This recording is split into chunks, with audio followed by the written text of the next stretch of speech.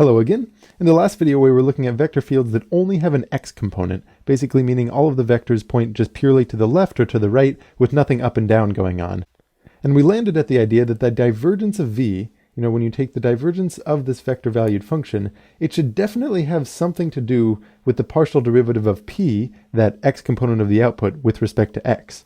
And here I want to do the opposite and say, okay, what if we look at functions where that p, that first component, is 0, but then we have some kind of positive q component, some kind of positive, or maybe not positive, but some kind of non-zero, so positive or negative, y component.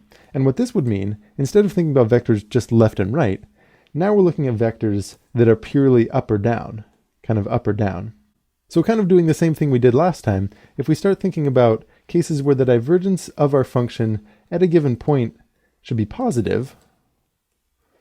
And an example of that, you might be saying nothing is happening at the point itself, so q itself would be 0, but then below it, things are kind of going away, so they're pointing down, and above it, things are going up. So in this case down here, q is a little bit less than 0, the y component of that vector is less than 0, and up here, q is greater than 0. So here we have the idea that as you're going from the bottom up, so the y value of your input is increasing as you're moving upwards in space, the value of q, this y component of the output, should also be increasing because it goes from negative to 0 to positive. So now you're starting to get this idea of partial q with respect to y. As we change that y and move up in space, the value of q should be positive. So positive divergence seems to correspond to a positive value here. And the thinking is actually going to be almost identical to what we did in the last video with the x component, because you can think of another circumstance where maybe you actually have a vector attached to your point and something's going on, and there even is some convergence towards it, where you have some fluid flow in towards the point, but it's just heavily outweighed by even higher divergence, even higher flow away from your point above it. And again, you have this idea of q starts off small, so here it's kind of q starts off small, maybe it's kind of like near 0, and then here q is something positive, and then here it's even more positive, and I'm sort of making up notation here, but I want the idea of kind of small, and then medium-sized, and then bigger. And once again, the idea of partial derivative of q with respect to y being greater than 0 seems to correspond to positive divergence. And if you want, you can sketch out many more circumstances and think about, what if the vector started off pointing down? What would positive and negative and 0 divergence all look like?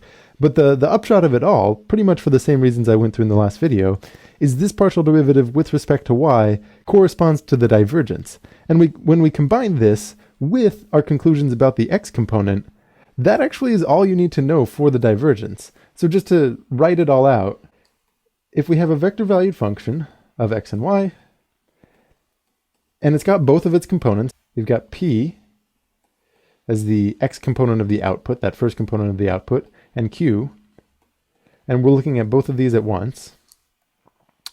The way that we compute divergence, the definition of divergence of this vector valued function, is to say the divergence of v as a function of x and y is actually equal to the partial derivative of p with respect to x plus the partial derivative of q with respect to y. And that's it. That is the formula for divergence. And hopefully by now, this isn't just kind of a formula that I'm plopping down for you, but it's something that makes intuitive sense. When you see this term, this partial p with respect to x, you're thinking about, oh yes, because if you have flow that's kind of increasing as you move in the x direction, that's going to correspond with movement away. And this partial derivative of q with respect to y term, hopefully you're thinking, yes, as you're increasing the y component of your vector around your point, that corresponds with less flow in than there is out. So both of these correspond to that idea of divergence that we're going for. And if you just add them up, this gives you everything you need to know. And one thing that's pretty neat, and maybe kind of surprising, is that the way we just came across this formula and started to think about it was in the simplified case, where you have, just pure movement in the x direction or pure movement in the y direction. But in reality, as we know, vector fields can look much more complicated. And maybe you have something where, it's not just in the x direction. There's lots of things going on, and you need to account for all of those. And evidently, just looking at the change in the x component with respect to x, or the change in the y component of the output with respect to the y component of the input, gives you all the information you need to know. And basically what's going on here is that any fluid flow can just be broken down into the x and y components, where you're just looking at each vector, whatever vector you have, it could be broken down into its own x and y components.